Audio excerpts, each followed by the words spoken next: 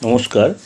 সাপ্তাহিক রাশিফল নিয়ে আলোচনা করব। সাপ্তাহিক রাশি বলতে 18ই ডিসেম্বর টু 24শে ডিসেম্বর সারা সপ্তাহটা কী কেমন যায় তার আগে গ্রহের সিচুয়েশনের বলে রাখি। বৃহস্পতি রয়েছে মেষ রাশিতে বক্রী অবস্থায়, রাহুও বক্রী অবস্থায় মীন রাশিতে, শনি রয়েছে কুম্ভ রাশিতে এবং সেখানে চন্দ্র রয়েছে। চন্দ্র ট্রানজিট করবে যদি আড়াই দিন অন্তর অন্তর, মানে সিচুয়েশন অনুযায়ী 18 তারিখে সিচুয়েশন অনুযায়ী চন্দ্র রয়েছে কুম্ভ রাশিতে, বীজদোষ তৈরি হচ্ছে। রবি বুধ রয়েছে ধনু রাশিতে, বুধ সেখানে অস্তমিত হয়েছে এবং বক্রী অবস্থায়, বুধ অস্তমিত বক্রী অবস্থায় ধনু রাশিতে রবির সাথে রয়েছে এবং মঙ্গল রয়েছে আপনার বৃশ্চিক রাশিতে, শুক্র রয়েছে তুলা রাশিতে, কেতু রয়েছে কন্যা রাশিতে। এই হলো গ্রহের সিচুয়েশান। এই অবস্থায়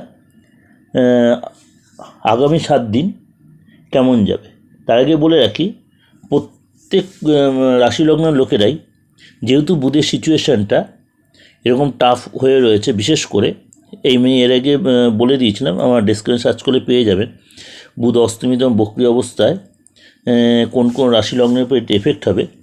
আমি বলছি সব রাশির লোকেরাই, যদি আপনার বাচ্চাটে বুধের সিচুয়েশান খারাপ থাকুক বা ভালো থাকুক, এই কটা দিন অন্তত বুধের মন্ত্রটা জপ করুন এবং পারলে গণেশের পুজো, প্রত্যেক বাড়িতে কম বেশি আশা করি গণেশের মূর্তি বা গণেশের ছবি রয়েছে, অবশ্যই গণেশের পুজো করবেন মোদক বা লাড্ডু দিয়ে এবং দূর্বা দিয়ে। আর অবশ্যই বুধের মন্ত্রটা জপ করুন প্রত্যেকে, করলে দেখবেন জায়গাটা অনেকটাই আপনাদের সাপোর্ট করবে। আজকে বলো মেষ রাশি নিয়ে।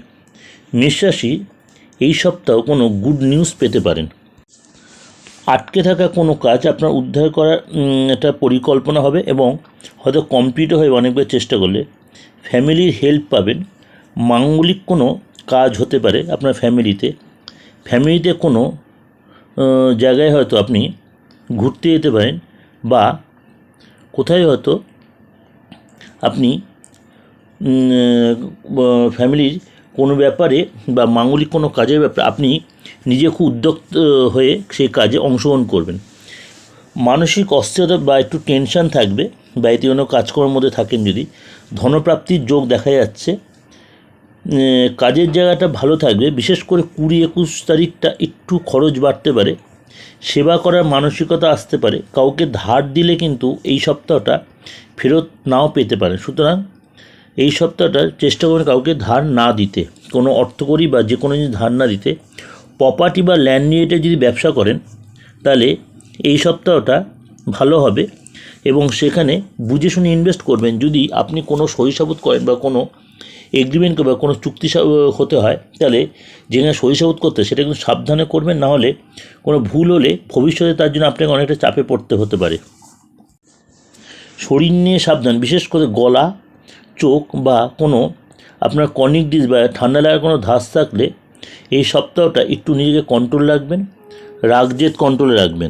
প্রেমের জায়গাটা যথেষ্ট ভালো দেখা যাচ্ছে, নিজেদের মধ্যে যথেষ্ট বন্ডিং ভালো থাকবে এবং বিয়ের জন্য যদি প্রিপারেশান নেন তাহলে কিন্তু এই সপ্তাহে যথেষ্ট আপনার সাপোর্ট করবে এবং আপনারা যারা প্রেম করছেন তারা এই সপ্তাহে কোনো বিয়ের জন্য ফাইনাল কোনো ডিসিশান নিতে পারেন। যারা স্টুডেন্ট পড়াশোনা করছেন তাদের কিন্তু যথেষ্ট কনসেন্ট্রেট করতে পারে, নাহলে কিন্তু রেজাল্টটা খারাপ হতে পারে, কারণ মনটা ভীষণ অস্থিরতায় কাজ করবে। সুতরাং পড়ায় মন দিতে এবং পরিশ্রম করলে রেজাল্টটা কিন্তু ভালো হবে। আর যারা সন্তান আছে মেষরাশির, যাদের সন্তান বিবাহিত যারা, তার সন্তান দিয়ে একটু উদ্বেগ তৈরি হতে পারে। সেটা সপ্তাহের প্রথম দিকটা, কিন্তু শেষের দিকটা সন্তানের কোনো খুশির খবরে আপনার মনটা খুব আনন্দ পাবে। এটা শেষের দিকে যে এটা ওভারঅল বিচার ভালো লাগবে আশা করি এবং মিলবে।